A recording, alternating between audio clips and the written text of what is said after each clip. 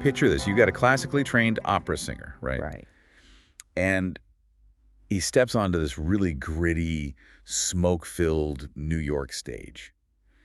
But he's not wearing a tuxedo. Not even close. No, he is wearing this futuristic, rigid, geometric suit. It's like shaped like a massive plastic triangle. Yeah, the iconic triangle suit. Exactly. And his face is painted stark white. He's got these harsh, angular black lips. He honestly looks more like a statue than a human being. Oh, totally. And then instead of launching into some traditional area, this pulsing electronic synthesizer beat just drops. And he starts singing synth-pop.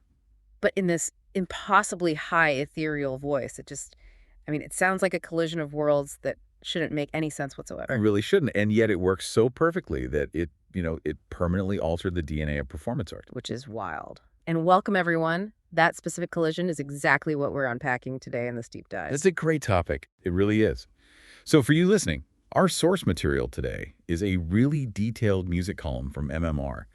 It focuses on the late 70s and early 80s, specifically exploring the brief but totally explosive career of Klaus Nomi. Yeah, we are basically going to explore how this artist took the incredibly formal, rigorous training of classical opera Right. and wrapped it in this bizarre alien aesthetic.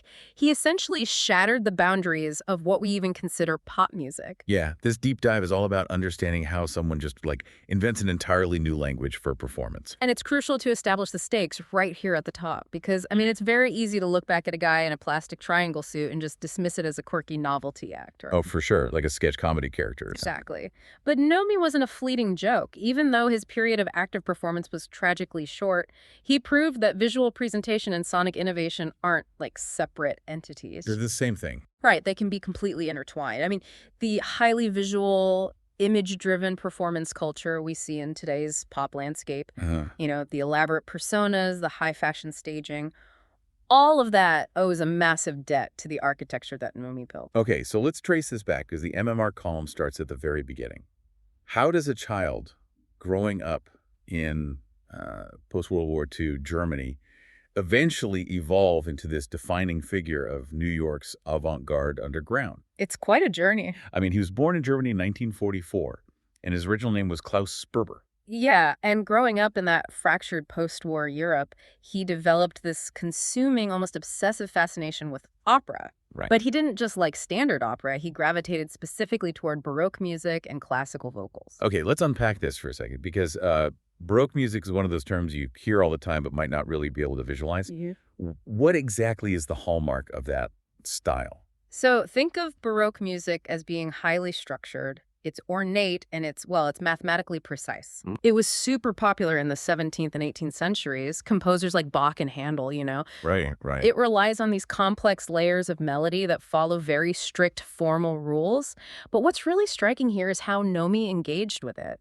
He decided to train as a countertenor. Which is an incredibly rare vocal range for a male singer, right? You don't hear that every day. Oh, extremely rare. And mechanically, it is so demanding.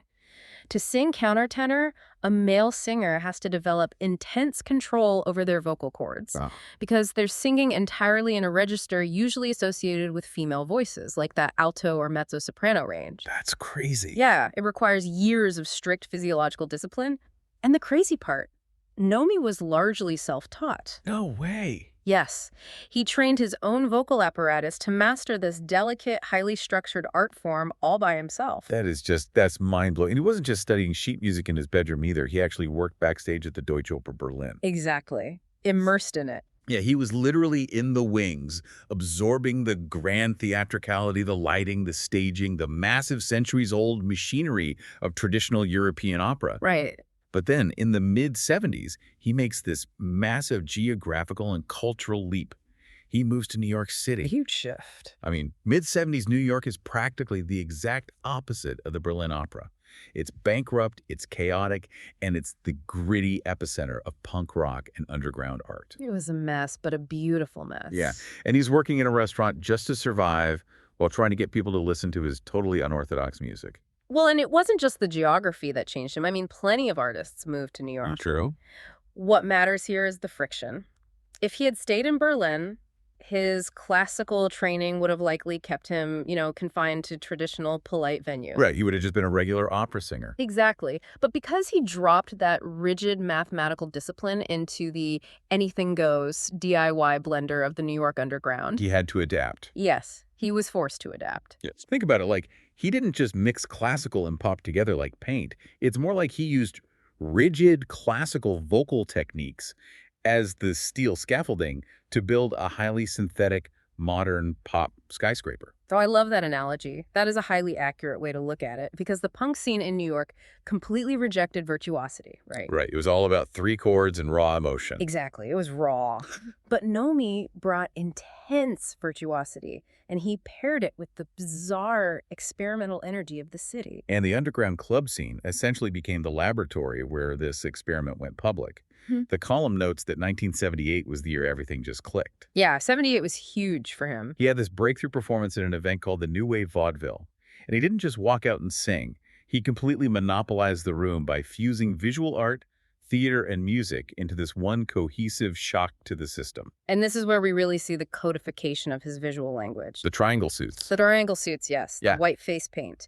And those extreme, mechanical, exaggerated movements. He actively stripped away standard human movement. Like, he didn't strut or dance like a normal frontman. He moved like a stiff, malfunctioning machine. Or like an alien trying to operate a human body for the first time. Exactly. Now, you listening at home, you might be picturing this right now and thinking it sounds honestly like a comedy routine.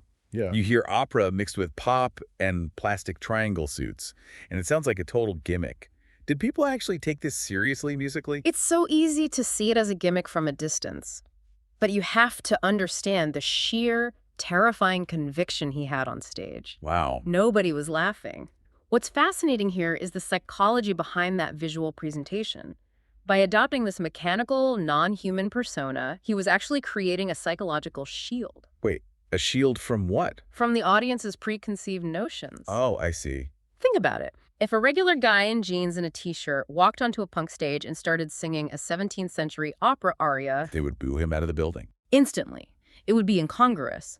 But by removing his humanity visually, by looking like a literal alien, he effectively short-circuited the audience's judgment. That is brilliant. Right. He forced them to listen to the pure mathematical emotion of his classical voice without any pre-existing bias. It was a highly deliberate, calculated blurring of boundaries. So, you have this artist who has figured out how to use a plastic tuxedo and a 300-year-old vocal technique to completely hypnotize underground punk rockers. Yeah.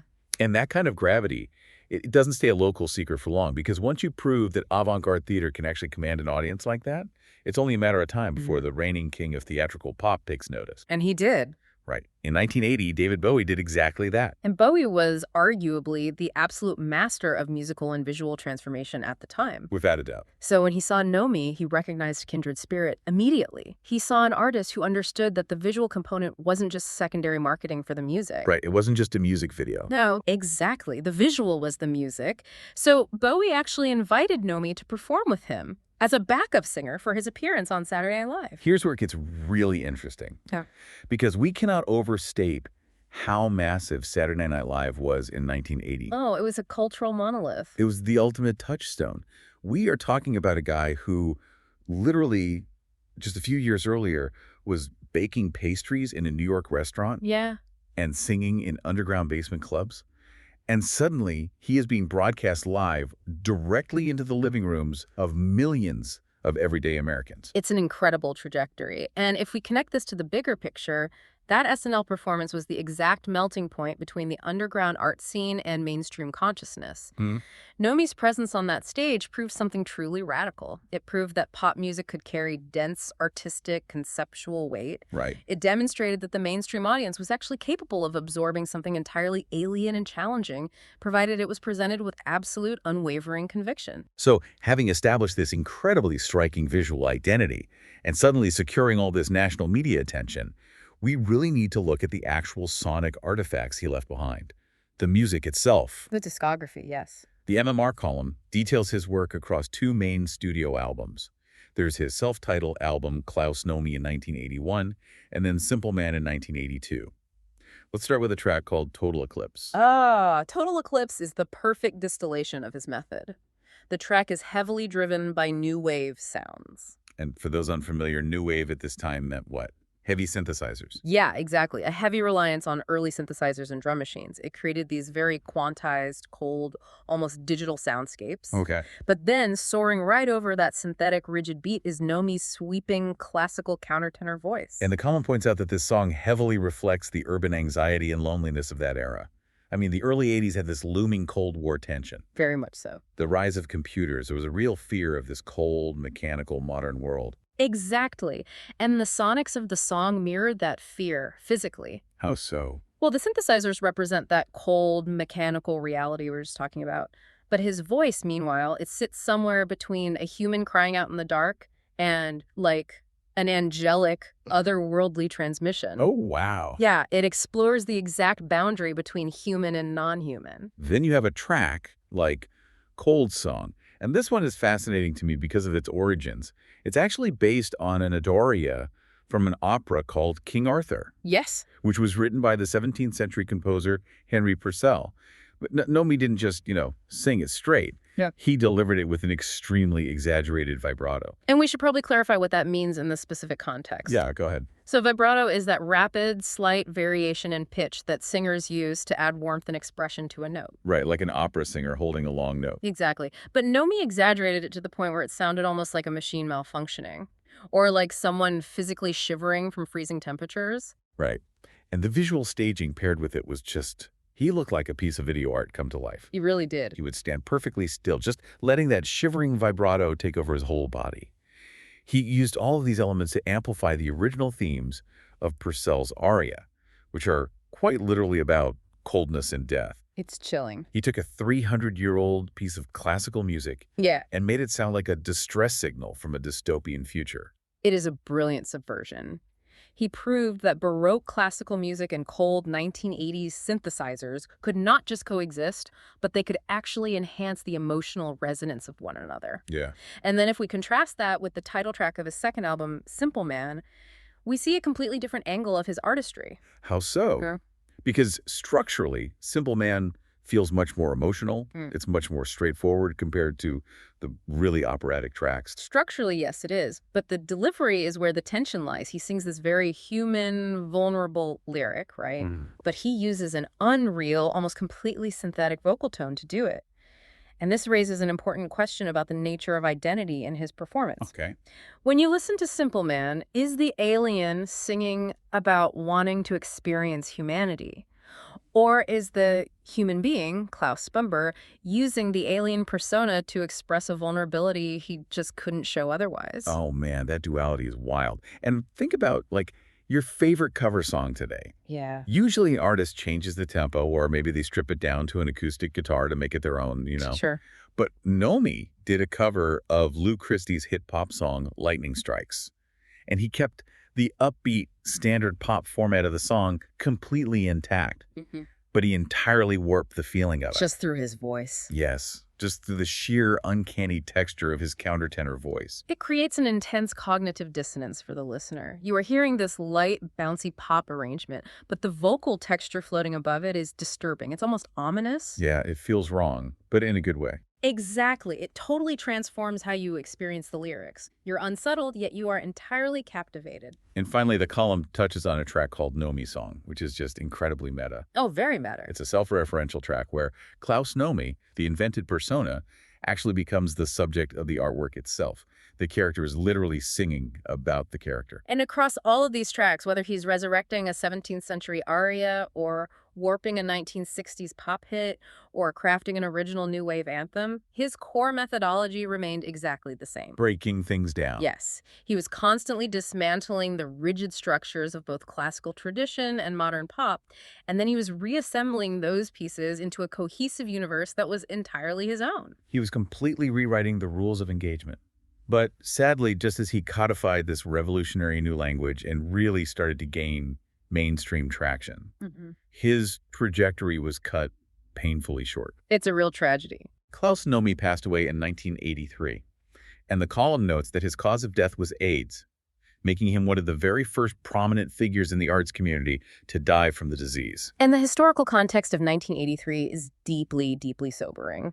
The medical and societal understanding of the disease was virtually non-existent at that point. People were just terrified. It was a terrifying, new, and poorly understood crisis. And Nomi was such a vivid, inescapable presence in the New York art world. Yeah, everybody knew him. Right. So his sudden decline and death sent a massive, terrifying shockwave through the artistic community.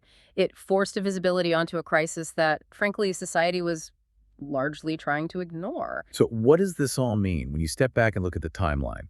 Nomi only actively performed in this fully realized persona for about 5 years. Yes, 5 years. From his breakthrough at the New Wave Vaudeville in 1978 to his death in 1983, 5 years is nothing. It's a blink of an eye. Yet, his DNA is permanently woven into the fabric of modern music and fashion. It is almost hard to comprehend how someone leaves that large of a footprint in such a fleeting window of time. Well, his legacy is towering because he was a true pioneer of holistic integration. I mean, look around the 21st century. It's everywhere. His geometric aesthetic, his blurring of gendered vocal norms, his highly theatrical staging, it is constantly referenced across high fashion runways, avant-garde video art, and cross-genre musical acts today. Right. He proved definitively that true artistic expression isn't just about the notes written on a page or the audio coming out of a speaker. It is about the entire architecture of how an artist presents their existence to the world. The entire architecture, that really hits it on the head. So to wrap this all up, we've seen how Klaus Nomi took the strictest, most demanding form of traditional vocal performance, the classical countertenor. Right. And instead of letting those rules confine him, he used them as the foundation to construct a futuristic alien world, a world that completely predated the massive visual pop explosion that would eventually take over the MTV era and everything that followed. He fundamentally changed the equation for pop stardom. He really did. He demonstrated that to be truly groundbreaking, you don't just change the sound, you change the entire context in which the sound is received. You have to challenge the audience's eyes just as aggressively as you challenge their ears. It really makes you reevaluate every artist who came after him. Yeah. So I want to leave you, our listener, with a final thought to mull over. Okay. Next time you see a massive pop star donning some elaborate, otherworldly costume or blending musical genres that seemingly have no business being on the same album, ask yourself, are they just putting on a superficial show? Or are they, like Klaus Nomi, trying to tell you something profoundly, deeply human by pretending to be an alien? That's a great question. Thank you so much for joining us on this deep dive into the extraordinary, genre-defying world of Klaus Nomi.